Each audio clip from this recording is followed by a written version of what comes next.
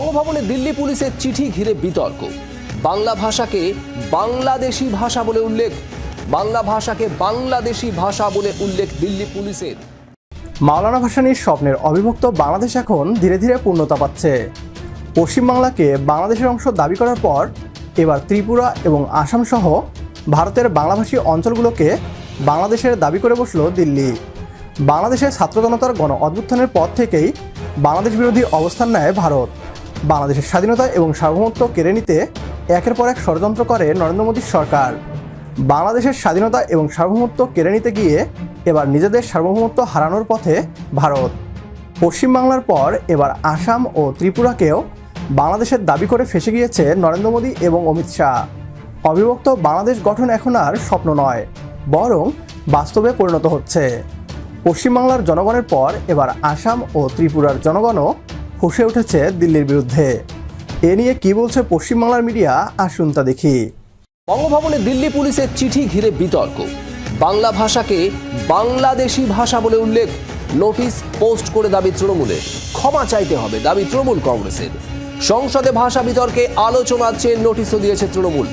বাংলা ভাষাকে বাংলাদেশি ভাষা বলে উল্লেখ দিল্লি পুলিশের। দিল্লিতে বঙ্গভবনে নোটিশ দেয় দিল্লি পুলিশ, আর এই নোটিশ নিয়েই এবার রীতিমতো আক্রমণের সুর তীব্র করছে তৃণমূল কংগ্রেস। নয়াদিল্লি থেকে আমাদের প্রতিনিধি রাজীব চক্রবর্তী রয়েছে। রাজীব, বাংলা ভাষাকে বাংলাদেশি ভাষা বলে উল্লেখ যেভাবে করা হয়েছে দিল্লি পুলিশের তরফে, তা নিয়ে এবার সুর চড়াচ্ছে তৃণমূল, কি পরিকল্পনা? একেবারেই দেখো শুভদীপ, যে তৃণমূল কংগ্রেসের যে অভিযোগ ছিল, অর্থাৎ বাঙালিদের বিদ্বেষ করা হচ্ছে, আমরা যেটা অভিযোগ তৃণমূল কংগ্রেস বারংবার করে আসছে যে বাংলা সম্পর্কে, বাঙালি সম্পর্কে বিজেপি বা কেন্দ্রীয় সরকারের বা কেন্দ্র শাসিত যে সমস্ত সংগঠন রয়েছে তাদের মনোভাব বিদ্বেষমূলক। সেই জায়গায় একটি নতুন অস্ত্র বলা যেতে পারে দিল্লি পুলিশ তুলে দিয়েছে তৃণমূল কংগ্রেসের হাতে। কি সেই অস্ত্র? কয়েকজন বাংলাদেশিকে তারা আটক করেছেন, তাদের কাছ থেকে কিছু দস্তাবেজ উদ্ধার করা গিয়েছে। সেই দস্তাবেজগুলি বাংলা ভাষায়, যেহেতু বাংলাদেশের দস্তাবেজ সেহেতু বাংলা ভাষায় লেখা। আর এক্ষেত্রে দিল্লির Lodhi colony police station, Lodhi colony থানার যিনি অফিসার ইনচার্জ, তিনি একটি চিঠি পাঠিয়েছেন দিল্লির বঙ্গভবন, চাণক্যপুরীর বঙ্গভবনের অফিসার ইনচার্জকে। সেখানে তিনি উল্লেখ করছেন যে একজন দোভাষী দেওয়া হোক, বা এই যে নথিগুলো রয়েছে তাতে যে ভাষায় লেখা রয়েছে সেই ভাষাটি হিন্দি বা এবং ইংরেজিতে পরিষ্কার করে দেওয়া হোক। তার কারণ লেখা রয়েছে বাংলাদেশি ভাষায়। এই যে কোট আনকোট বাংলাদেশি ভাষা, এখানেই তৃণমূল কংগ্রেস কিন্তু একেবারে তাদের অস্ত্র হাতে পেয়ে গিয়েছে। বাংলাদেশি ভাষা বলে কোনো ভাষা নেই পৃথিবীতে, বাংলা ভাষা, বাংলা ভাষায় তারা কথা বলেন। দিল্লি পুলিশের একজন থানার আধিকারিক কিভাবে এই ধরনের চিঠি দিচ্ছেন, এবং সেক্ষেত্রে আজকের দিনে যখন এত আধুনিক টুল রয়েছে, এআই রয়েছে, তখন এই ভাষা জানতে গেলে, কোনো দস্তাবেজে কি লেখা রয়েছে সেটা জানতে গেলে কেন রাজ্য সরকারের সহযোগিতা নিতে হবে শুধুমাত্র এক্ষেত্রে? যদি কোথাও বাংলাদেশি আটক হয়, সেক্ষেত্রে বাংলাদেশিরা পশ্চিমবঙ্গের কোনো একটি জায়গার ঠিকানা বললে সেই থানার সঙ্গে থানার দিল্লি পুলিশ বা অন্যান্য পুলিশ তারা যোগাযোগ করছে এবং সেক্ষেত্রে যে নথি যাচাই হচ্ছে, এটাই প্রসিডিওর চলছে। দিল্লি, রাজধানী দিল্লি এবং আশেপাশের এলাকাগুলিতে বেশ কিছুদিন ধরেই বাংলাদেশিদের সন্ধানে নেমেছে পুলিশ, আর সেই সন্ধান করতে গিয়েই কিন্তু এই ধরনের ঘটনাগুলি ঘটছে।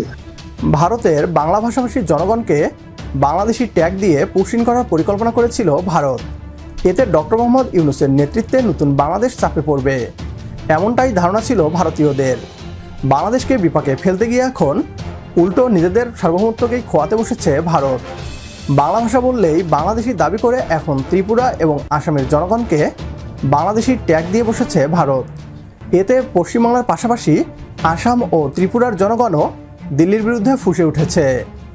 বাংলা ভাষায় কথা বলার কারণে যদি বাংলাদেশি ট্যাগ দেওয়া হয়, তাহলে পশ্চিমবাংলা, আসাম ও ত্রিপুরা বাংলাদেশের অংশ।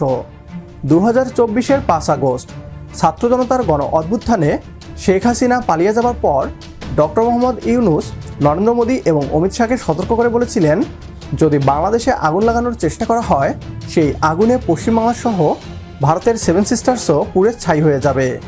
প্রধান উপদেষ্টা ডক্টর মোহাম্মদ ইউনূসের সেই সতর্কবার্তা যে কেবল রাজনৈতিক বয়ান ছিল না, তা প্রমাণিত হয়েছে। বাংলা ভাষা বাঙালিদের আবেগ। এই আবেগে আঘাত করে পাকিস্তান হারিয়েছিল পূর্ব পাকিস্তান। ভারতও হারাবে পশ্চিমবাংলা সহ পুরো 7 সিস্টার্স। অবিভক্ত বাংলাদেশ গঠনকে সমর্থন করলে কমেন্ট বক্সে ইয়েস লিখে জানিয়ে দিন আমাদের। সেই সাথে ভিডিও শেয়ার করে দেখার সুযোগ করে দিন আপনার বন্ধুদের। পরবর্তী ভিডিও দেখার আমন্ত্রণ জানিয়ে বিদায় নিচ্ছি আজ। আল্লাহ হাফেজ।